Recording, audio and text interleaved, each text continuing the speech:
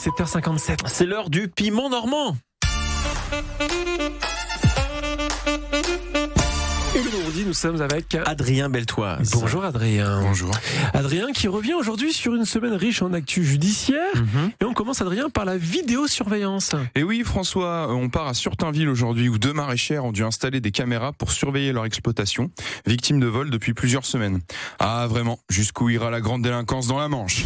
On avait déjà le retournement de panneaux à l'entrée des villes, les pétards dans les bousses de vaches, et maintenant le trafic international de chou-fleur. On est dans le Cotentin ou à Marseille, là, hein? Parce que oui, c'est du trafic, François. On le sait. Et comme d'hab, comme beaucoup de trafic, on sait de qui ça vient, tout ça. Oh oui, je sais que c'est pas très politiquement correct de le dire, mais je parle des végétariens, bien sûr. Hein, comme le dit Laurie, une des maraîchères, un chou-fleur volé, ça va, c'est quand il y en a plusieurs. Parce que personne ne consomme 12 chou-fleurs tout seul. Et elle a raison. Parce que le chou-fleur, déjà, c'est dégueulasse, tout simplement. Je lance un avertissement à la jeunesse aujourd'hui. N'acceptez jamais un brocoli d'un inconnu dans la rue, sinon c'est l'escalade. Oh, c'est sûr. Au début, ce sera sympa. Vous allez commencer gentiment à l'apéro. Vous allez grand remplacer le saucisson par des bâtonnets de concombre au tzatziki. Puis, ni deux, vous allez vous faire des poêlées de légumes avec vos amis en cure de détox. Vous aurez vite plus un radis, alors vous allez emprunter de l'oseille à vos proches pour investir dans un blender, vous faire des soupes, parce que c'est bon la soupe. Vous allez devenir ami avec un certain F Duval, charismatique, sympathique bobo à vélo qui va vous conseiller les paniers de la map. Et ni une ni deux, les carottes seront cuites, ce sera la fin des haricots, car vous allez vous retrouver à la gare à vendre votre oignon ou votre aubergine au plus offrant pour vous payer votre cagette de potimarron. Parce que oui, j'habite à la gare, donc le deal, je connais, c'est un fléau. C'est souvent qu'un mec m'arrête pour me dire: t'as des carences en fer, un magnésium, mon gars, tu veux du chou, c'est de la bonne cam, ça vient de Bruxelles, ça. Le premier est gratuit, tu vas voir, tu vas décoller, mon pote. Non, je vais surtout dégueuler, mon pote, parce que ton chou de Bruxelles, c'est du poison. Ça fait des années que j'évite les légumes, je crois que ça se voit, parce que je sais à quel point ça rend accro. Depuis 6 ans que j'évolue dans le showbiz, vous pensez pas qu'on m'a déjà proposé de la pomme de terre? Oh, que si. Même pas de la purée en plus, de la couper. Rien que ce matin, un certain Jean-Baptiste M m'a proposé de sniffer de la purée mousseline en flocons et chiottes de la radio, juste pour avoir un shoot de féculent.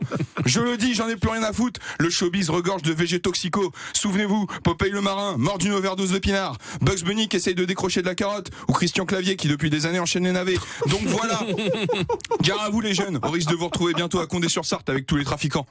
Oui, Condé-sur-Sarthe dans l'Orne qui accueillera prochainement des narcotrafiquants. En effet, Gérald Darmanin, notre ministre de la Justice récidiviste, a annoncé ça la semaine dernière. Réponse de Paco Escobar, des narcotrafiquants concernés par ce transfert dans l'Orne. L'Orne, sérieux ? Mais qu'est-ce qu'on a fait de mal pour être puni à ce point? On est des êtres humains, vous pouvez pas nous faire ça. Le bon point, c'est qu'en prison, on profite rarement du soleil. Donc enfermés en Normandie, les narcotrafiquants loupent pas grand-chose. Voilà. L'inauguration de cette prison est prévue le 15 octobre prochain et on annonce déjà la présence de guest stars comme Mathieu Delormeau, Pierre Palmade ou encore Christophe de Chavannes pour une émission spéciale en direct intitulée Tout le paf en a dans le pif. Voilà, une sacrée ouverture pour ce projet de tout de même 5 millions d'euros. Vous soulignez ça, pourquoi ? Oh rien, ça me fait sourire parce que ce week-end, faute de médecins, je sais pas si vous savez, mais le service des urgences de l'hôpital Saint-Martin sera fermé. Donc tuto, si vous vous coupez un doigt ce week-end, vous mettez ça dans un sac avec des glaçons et vous repassez lundi. Hein.